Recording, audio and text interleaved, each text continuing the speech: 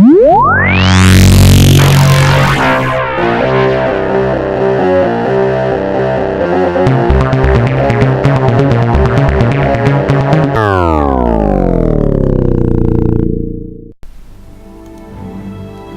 3. The sound started breaking through from the radio that was left in the forward operations base, waking me up. It was light outside now. In a rush to get out of my tent, I ended up knocking stuff out of my bag. I tripped over a picture of my wife and two girls.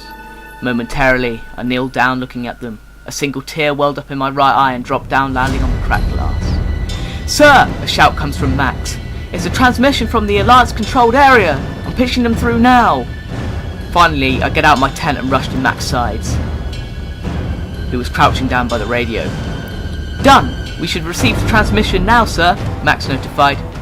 "Kankak, are you hear me?" The transmission was so badly understandable. Just words were getting through, sometimes not even whole words. "Max, can you fix this?" I hurry Max along. The boys all started emerging from their tents now, with looks of concern on their faces. "What's going on?" Eddie asked. "Transmission from the Alliance, boys." "Trouble getting them through though," Max mumbled while tampering with the options on the screen. "I got it!" We all gathered round as Max clapped his hands. The transmission was very clear now. The call came through. "Sergeant Atkins, are you there?" A familiar voice broke through. "Yes, I'm here. How can we help?" I quickly replied to the urgent man on the other side of the radio call. "Near your area, 3 ships full of Geth have landed. We think they're planning something. We don't have time to work it out, we just need them dead." The man broke up for a split second. "I suppose it's up to me and my team then?" I questioned the man. "Most definitely, Sergeant. You're the best team out there. Get out there and show them who's boss. This could turn the tide of this war."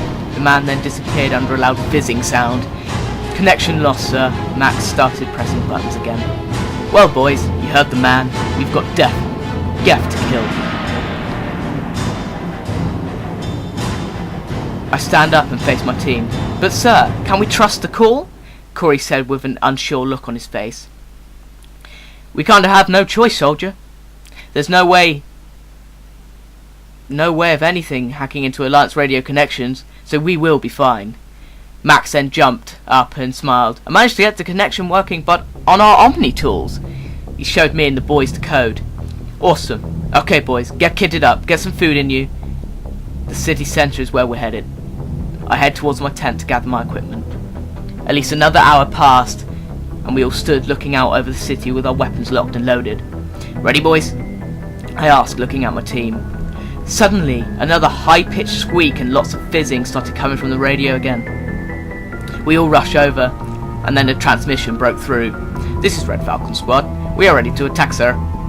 We all look at each other and say, "That's a WA squadron.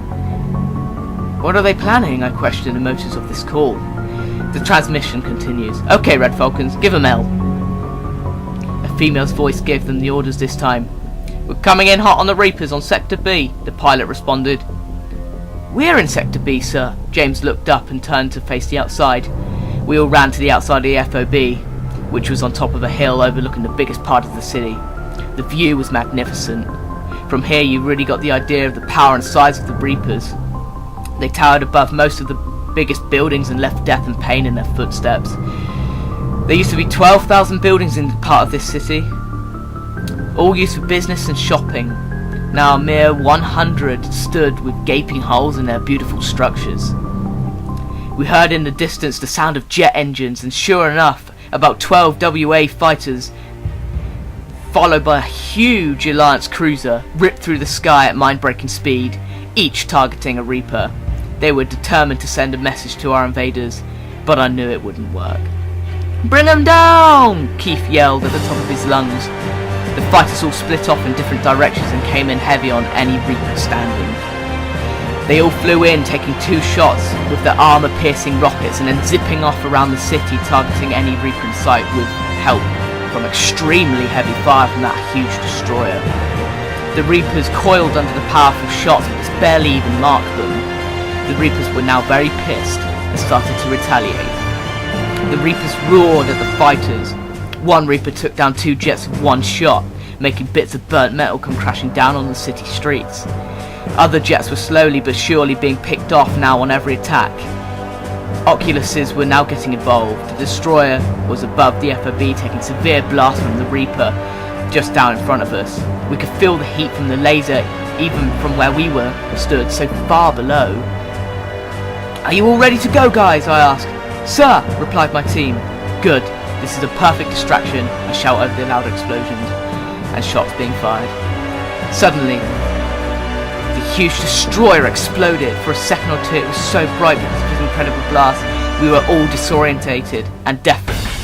When the brightness finally vanished away, we saw the remains of the destroyer falling from the sky straight towards us and the forward operations base. "Move!" I yell. Me and my team get to their feet and start running down the hill. We got about 10 feet away when the twisted burnt metal from the destroyer hit the FOB and the ground of which we were once standing, knocking us over with great force. We each flew about 2 meters before ending up on the floor in a huge heap, smoke and dust wrapping around us. A couple of minutes later I see a silhouette of Max standing over me, shooting to the right and then turning and resting his hand on my chest. "Greg, get up, we're under attack by husks!"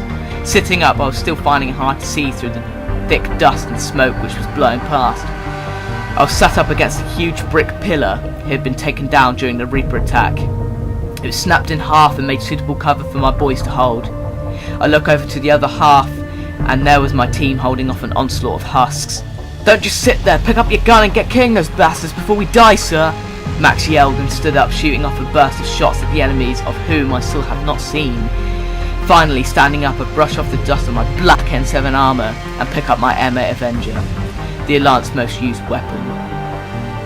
I look over the pillar and see a huge force of husks hopping over the rubble of the fallen buildings, which made a sort of maze-looking obstacle course for the foul creatures. They were heading our way with great speed. "Okay, Max, we have to think of an escape route. We have a mission to do, we can't risk any losses." I let off a few rounds, taking about 5 husks. "Okay, sir, there seems to be a suitable path over that way." He points to the right to an alley way behind some buildings.